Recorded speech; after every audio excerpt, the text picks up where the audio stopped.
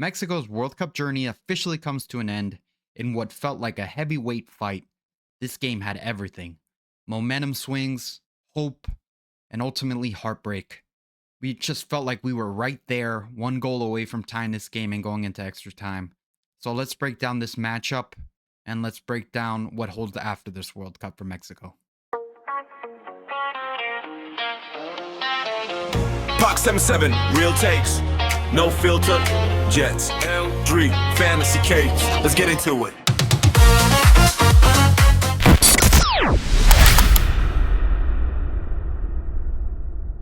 Welcome back to the channel. If you haven't subbed already, please do. We're on the road to 500 subscribers.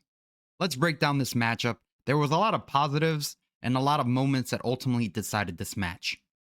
So how the game started. England landed two back-to-back punches with the two early goals. Just so frustrating considering how well the Mexican national team was playing early on. There was a header that I remember from Raúl Jiménez with an amazing save by Jordan Pickford. He had a great match, made several saves in this match. But with those two early goals, it ultimately felt like all the early momentum we had in this match was quickly taken away. But then came Quiñones, the man who's been playing outrageous in this tournament, top goal scorer for Mexico and one of the top goal scorers in this tournament. Just incredible goal by him off a set piece play, brought the momentum right back into this building. And then it just felt like if that first half was just a little bit longer, we might have been able to find the equalizer. If you thought the first half was crazy, the second half proved to be even crazier. Adding to the drama was the early red card by England. To me, it was a clear red card. The player went in studs up, 30 tackle, hits him right in the leg.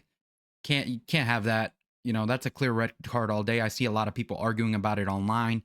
I don't see the argument. Clear red card all day. And then they got the penalty. Just a costly mistake by both Edson Alvarez and Tala Rangel mistiming that tackle. Then we get a lucky break. We get a penalty of our own. Harry Kane hits Brian Gutierrez's foot. That penalty was a little soft in my opinion. I don't think I would have gave it, but we get fortunate enough to get it. And of course, Raúl Jiménez buries it as he always does. But then we just kept on waiting and waiting for that third goal to come, and it never did. Just ultimately fell short. Just felt like the Azteca was ready to explode and send this game into extra time. Just heartbreaking. But ultimately, what I think decided this match is Javier Aguirre's subs. So let's talk about his subs. The first sub being Edson Alvarez comes in for Cesar Montes. I know Javier Aguirre was obligated to make this change considering Cesar Montes was hurt, but Edson Alvarez ultimately cost us that mistake that led to that penalty. Just goes back to what we've been talking about in the beginning of this World Cup when we saw this roster come out. The lack of center backs ultimately came to bite us in the ass. I don't know. Could he have played Israel Reyes in that position? Possibly, but we never saw it early on in this tournament. Edson Alvarez was the clear backup center back. We saw him in that match against the Czech Republic, and I just felt like even in the first half, Edson Alvarez as a center back just felt like this team was completely uncomfortable in the back, and it ultimately came to bite us in the ass.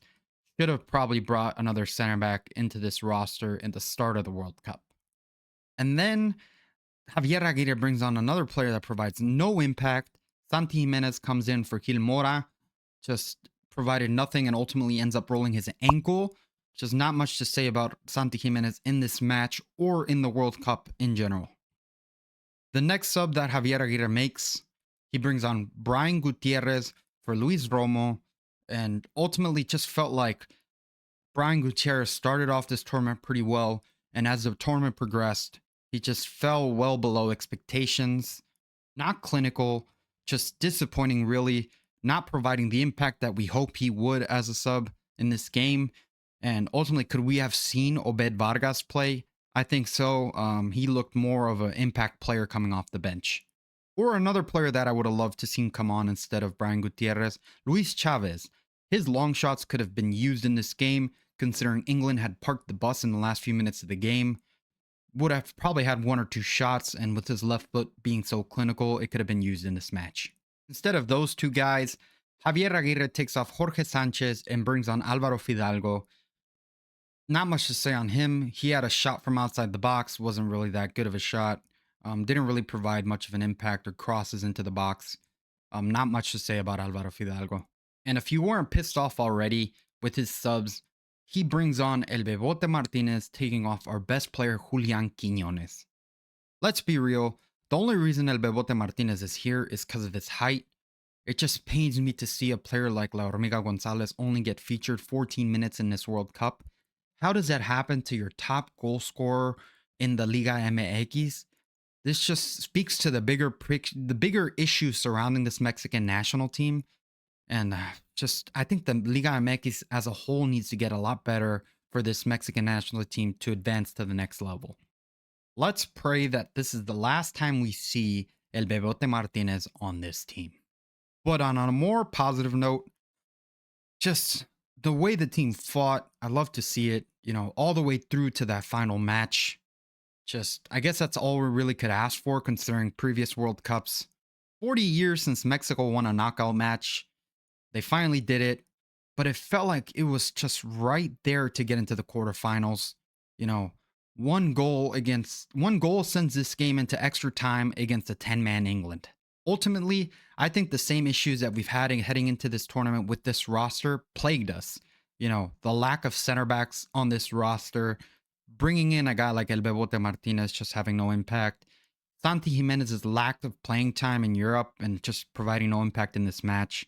Leaving out your top Liga MX goal scorer. And I think the lack of wing play really did affect us in this final match.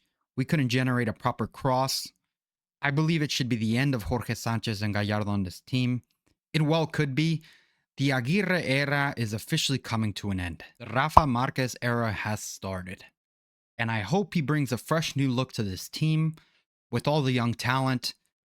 Players like Obed Vargas, Hormiga, Mateo Chavez, Ira Reyes, and Gil Mora. There's also a whole list of players that didn't make this 2026 roster. And with Rafa Marquez at the helm, inspiring the youth and potentially inspiring more players to play for the Mexican national team, I think it's looking really bright. With a guy like him and his caliber, the influence he's going to have on this team, I'm excited for what Rafa Marquez is going to bring. What comes next after this World Cup? I hope that we get invited to the Copa America. I think this would be a great test for Rafa Marquez and to get a first look at what this team could really bring. And overall, this team made us believe, man.